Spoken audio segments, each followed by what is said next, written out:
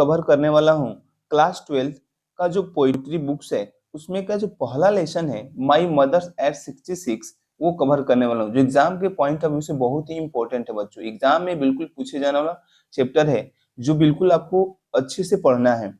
चलिए मैं बताता हूँ इसका हिंदी मीनिंग क्या होगा। सबसे पहले हम बात करेंगे जो इनके राइटर हैं, इनके राइटर का नाम है कमला दास। क्या नाम है बच्चों? कमला दास नाम है, ठीक है ना, याद रखेंगे। तो कमला दास जी ने अपने इस पोइट्री में क्या लिखा है, तो अपने माँ के बारे में लिखा है, यानी कि माँ की विशेषता को बताई है। चलिए सीधे हम अपने टॉपिक पे पहुंचते हैं। लिखा है driving from my parents home to coaching last Friday morning. याद रखेंगे, ड्राइविंग मीन्स होता है चलाना, फ्रॉम मतलब से, माई मीन्स मेरा, पेरेंट्स मतलब माता पिता, होम्स मतलब घर, टू कोचिंग कोचिंग के लिए, लास्ट फ्राइडे पिछले शुक्रवार को, मॉर्निंग मीन्स सुबह। यानी क्या कहेंगे इसे, पिछले शुक्रवार के सुबह में मैं अपने पेरेंट्स के घर से कोचिंग के लिए निकला। कोचिंग कोई स्थान होगा जो उसके लिए वो निकली है। कैसे? तो गाड़ी को चलाते हुए, वाहन चलाते हुए। नेक्स्ट में बात करेंगे, ठीक है। आगे लिखा है कि आई सॉ मैंने देखा, माई मदर अपनी माता को, बिसाइड्स मी जो मेरे बगल में बैठी थी। यानी कि बगल में बैठी अपनी माँ को देखा। और जब देखी तो क्या हुआ, तो माँ के चेहरे पे क्या हो रहा है, यहाँ ध्यान देंगे, डोज ओपन माउथ, यानी कि माँ ने मुंह खोलकर सो रही हैं, या माँ मुंह खोल के झपकी ले रही हैं।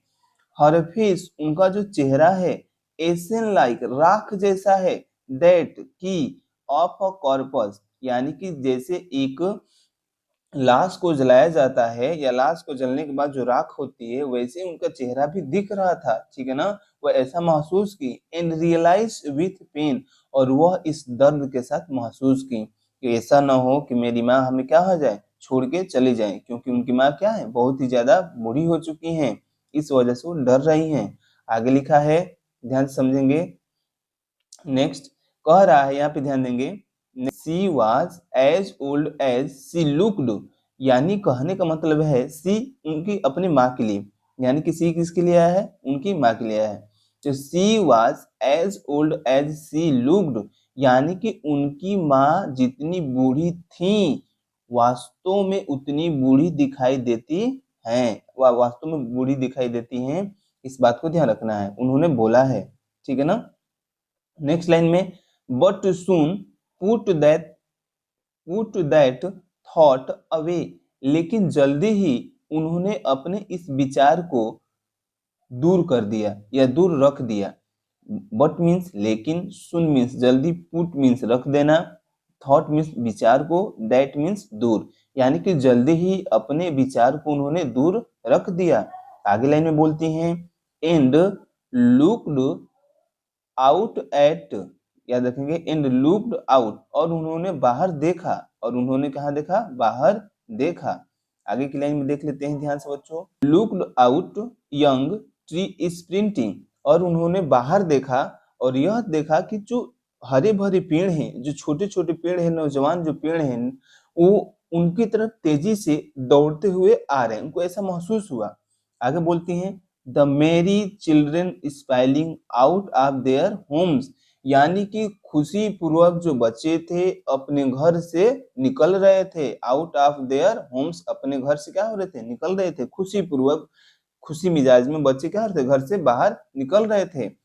लिखा है, बट लेकिन after the airports security check, लेकिन एयरपोर्ट पे सिक्योरिटी चेक के बाद, एयरपोर्ट पे सिक्योरिटी चेक के बाद, जैसे क्या होता है बच्चों कि आप भी जैसे जाते हैं, तो जैसे जाएंगे आप सिक्योरिटी चेक, मतलब कि जैसे आप एयरपोर्ट पे जाएंगे तो आप भी अगर लगेज लिए रहेंगे या ऐसे नॉर्मल भी जाएंगे तो आपको प्रॉपर चेक किया जाता है, क्योंकि भाई देखिए, क्योंकि हवा में जाना है, हवा में आपको फ्लाइट में बैठ के उड़ना है, तो उसमें कहीं आप बीच में दिक्कत ना कर दे, इस वजह से आपको प्रॉपर चेक किया जाता है। नेक्स्ट कह रहा है, standing a few yard, standing means खड़े हो गई, अ फ्यू मतलब कुछ, यार्ड मतलब गज पे, यानी कि कुछ गज पे वो खड़ी हो गई। अवे मीन्स क्या होता है, दूर की हम बात करेंगे, इसके आगे यहाँ पे अवे लिखा होगा, नेक्स्ट पैरा में देखेंगे, यानी कि कुछ दूरी पे वो खड़ी हो गई।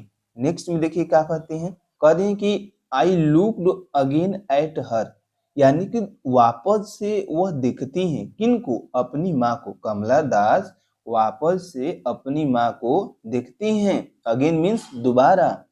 वैन पील, जो उनका चेहरा था वो बिल्कुल क्या हुआ था, पीला पड़ गया था। कैसे पीला पड़ गया था, इसका मैं बता रहा हूँ कैसे। तो नीचे लाइन में खुद ही बोल रही हैं, as a late winter's moon as felt and felt that old, जब सर्दियों के दिनों में चंद्रमा देर से उगता है तो हमें ऐसा महसूस होता है कि रात बहुत ज्यादा हो गई है, बहुत ज्यादा हो गई है, लेकिन ऐसा होता नहीं है, ठीक है ना। तो वैसे उनको महसूस होता है जैसे सर्दियों के दिनों में चंद्रमा देर से उगता है, दैट ओल्ड, वैसे ही क्या है, बिल्कुल ये बूढ़ी हो गई हैं, अपनी माँ के बारे में बता रही हैं। आगे देखेंगे क्या कहती हैं, आगे वाली लाइन में कह रही हैं, ध्यान से समझेंगे। यहाँ पे कह रही हैं, कह रही कि फैमिलियर एक my childhood fear but all I said was, यानी कहने का मतलब उनका ये है कि जो इस यह दर्द है, और ये जो डर है, ये बचपन में ही मैं इससे परिचित हूँ, यानी कि मेरे बचपन का डर और ये जो दर्द है इस बात से क्या हूँ, बिल्कुल परिचित हूँ। क्या हूँ, परिचित हूँ, या पहले से हमको ये दर्द महसूस हो चुका है। ये अपनी बात को बोल रही है। और आगे वाली लाइन में बोल रही है बच्चों, but all I said was, लेकिन वह बस इतना ही कही, लेकिन मैं बस इतना ही कहा, उन्होंने बोला, ठीक है ना, मैं बस इतना ही कहा। सी यू, सी यू सुन अम्मा, मैं जल्दी ही मिलूंगा अम्मा, मैं जल्दी ही मिलूंगा अम्मा, वो इतना ही बस कहते हैं अपने माँ से, मैं जल्दी ही मिलूंगा। तो अंत में बोलती हैं कि all I did was smile, यानी कि वो सब कुछ, मतलब कि all I did was smile, वो फिर से दोबारा सब मुस्कुराई, यानी कि वह वापस मुस्कुराई, एंड, और स्माइल, और मुस्कुराई, एंड स्माइल, और मुस्कुराई।